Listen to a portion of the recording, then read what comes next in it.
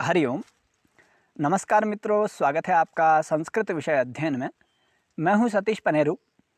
आशा करता हूं आप सभी की तैयारी अच्छी चल रही होगी।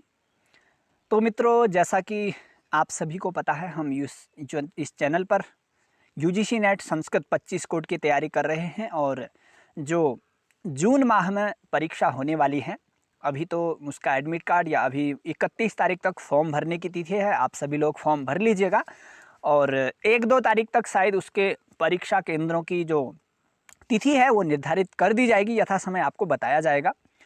तो जैसा कि आप सभी जानते हैं, इससे पूर्व भी हमने 25 कोड के लिए कई प्रश्नोत्तरियाँ की हैं, वैदिक साहित्य से लेकर के दर्शन तक, व्याकरण, और एक साहित्य का वीडियो भी बन चुका है जो परसों प्रसारित किया गया प्रातः 9 बजे से। तो संस्कृत साहित्य का आज यह दूसरा वीडियो, यानी कि छठी सातवीं, सातवीं आठवीं, क्षमा कीजिएगा, 7वीं और 8वीं यूनिट में जो साहित्य है उससे संबंधित प्रश्नों को लेकर के मैं आप सभी के सामने उपस्थित हुआ हूं। अभी जो प्रश्न हैं आज के, फिर भी थोड़ा अच्छे स्तर के प्रश्न हैं, मतलब बाहरी रूप में है, जो मुख्य सामान्य परिचय से जिसे आप कह सकते हैं। इसके बाद वाला जो वीडियो बनेगा, संस्कृत साहित्य में लगभग 3-4 वीडियो बनेंगे, क्योंकि उसका जो पाठ्यक्रम है थोड़ा विस्तृत है। तो हम आगे से उसके और अंदर से गूढ़ प्रश्न जो इस तरह में बन सकते हैं उनको लेकर के आऊँगा। तो आप सभी का एक बार फिर से संस्कृत विषय अध्ययन में बहुत बहुत स्वागत है, हार्दिक अभिनंदन है। सभी से निवेदन है कि सभी लोग वीडियो को शेयर और लाइक अवश्य करिएगा। अब आपको थोड़ा परिदृश्य भी अच्छा दिखाई दे रहा होगा, ये प्राकृतिक परिदृश्य है, आपको पीछे दिख रहा होगा। तो चलिए हम अब संस्कृत साहित्य की प्रश्नोत्तरी 2 जो है उसको प्रारंभ करते हैं। तो संस्कृत साहित्य प्रश्नोत्तरी का पहला ही प्रश्न आपके सामने है, यह मुद्रा राक्षस्य प्रश्न है। प्रश्न क्या है? मुद्रा राक्षसस्य अंकान क्रमेण योजयत। जैसा कि आप सभी जानते हैं, मुद्रा राक्षस में 7 अंक हैं, तो कुछ अंकों के नाम दिए हैं, वो आपको मिलाने हैं। तो सबसे पहला इसमें ऑप्शन है डी, राक्षस विचारः, उसके बाद है कृतक कलह, उसके बाद से राक्षस उद्योग, और उसके बाद है कूटलेख। इसके बाद कूटलेख, फिर पाश, ऐसे करके होता है। तो यानी कि पहले डी, उसके बाद बी, उसके बाद ए और सी, डी बी ए सी, इस तरह से अगर हम देखते हैं तो दूसरा ऑप्शन सही है। बाकी आप अच्छी प्रकार से यथा समय पीडीएफ जब भेजा जाएगा उसमें मिला सकते हैं और समझिएगा। चलिए, दूसरा प्रश्न है पुष्कराक्षः कस्य देशस्य राजा। ये दशकुमार चरितम से प्रश्न है, उसमें कई राजा हैं, तो कौन सा राजा किस देश का है ये हमें पता होना चाहिए। नहीं, ये पुष्कराक्षः, ये दशकुमार चरितम से नहीं, ये भी मुद्रा राक्षस से संबंधित ही प्रश्न है।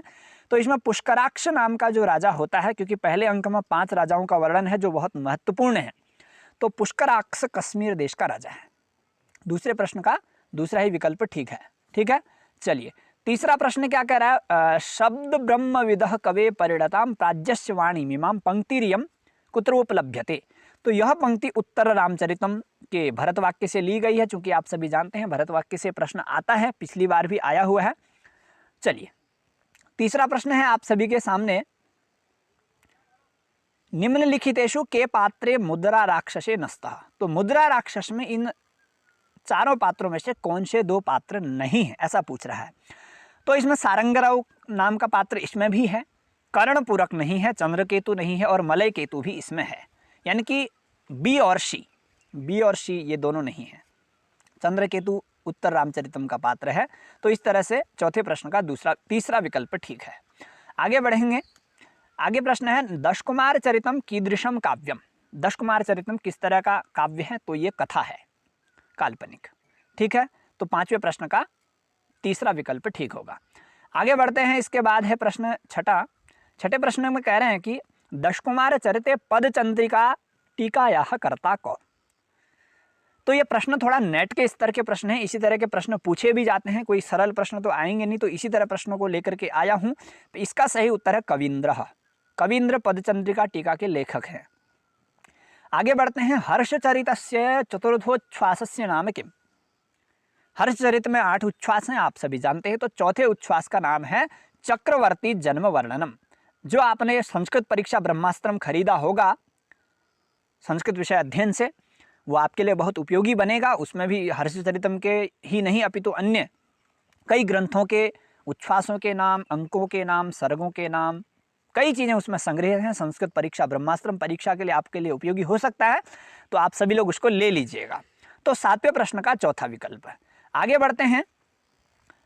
8वां प्रश्न है अलब्ध वैदग्ध्य विलास मुग्धया धिया निबद्धे यमतिद्वयी कथा इत्यत्र अतिद्वयी कथा का। तो इसका सही उत्तर है अतिद्वयी कथा कादंबरी। ठीक है, 8वें का दूसरा विकल्प।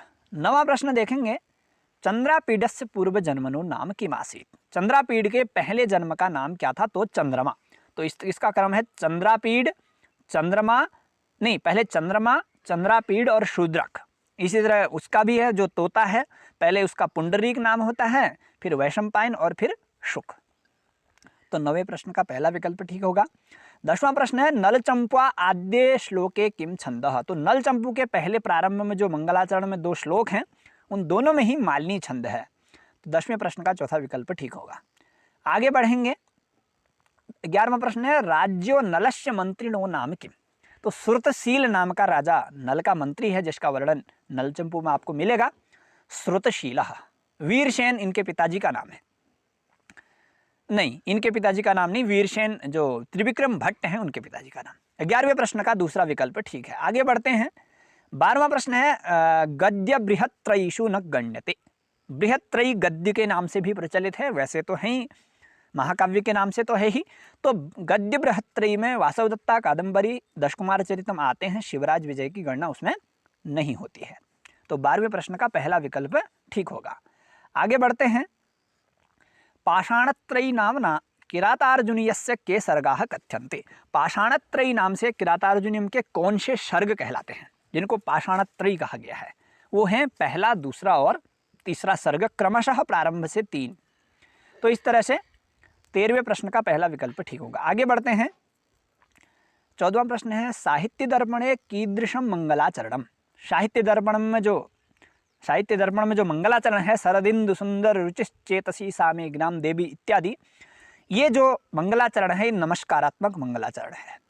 सामान्य सा मंगलाचरण नहीं लाया हूं कि जिसमें आपको तुरंत पता चल जाएगा, पर इसमें थोड़ा व्यंग्य के आधार पर, थोड़ा भाव के आधार पर हमें ग्रहण करना होता है कि नमस्कारात्मक ही मंगलाचरण है।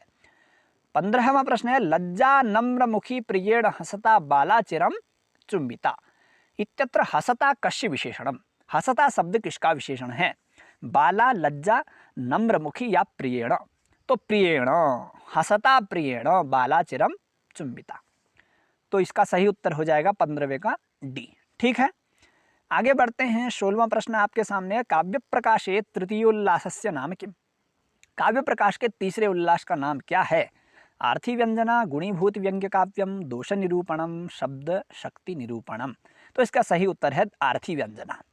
क्रमशः वो व्यंजना शब्द शक्तियों का निरूपण कर रहे हैं, तो दूसरी में थोड़ा व्यंजना का निरूपण अधूरा रह गया था, वो तीसरे में पूरा किया। तो 16वें प्रश्न का पहला विकल्प ठीक होगा। 17वां प्रश्न है स्वेच्छा केसरिणः स्वच्छ स्वच्छायायासिते नवः इत्यत्र कोलंकारः।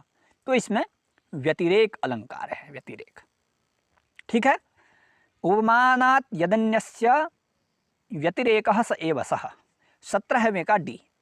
आगे बढ़ते हैं। 18वां प्रश्न है तस्याभावं जगदुरपरे इति केषां मतम। तो ये किसका मत है? ध्वनिवादी नाम मतम। ध्वनिवाद ऐसा कह रहे हैं कि अपरे तस्य अभावम जगदुहु। 18वें का दूसरा विकल्प। 19वां प्रश्न है वक्रोक्ति जीवितम केशु विभक्तम। वक्रोक्ति जीवितम जो ग्रंथ है वो किन में विभक्त है?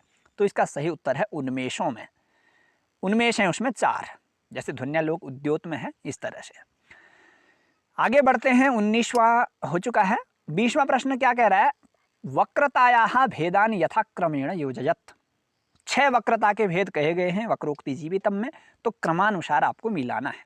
तो इसका सही उत्तर देखेंगे। सबसे पहले प्रत्याश्रित वक्रता, उसके बाद प्रकरण वक्रता, फिर उसके बाद वाक्य, और फिर पद पूर्वार्ध, यानी कि ए डी और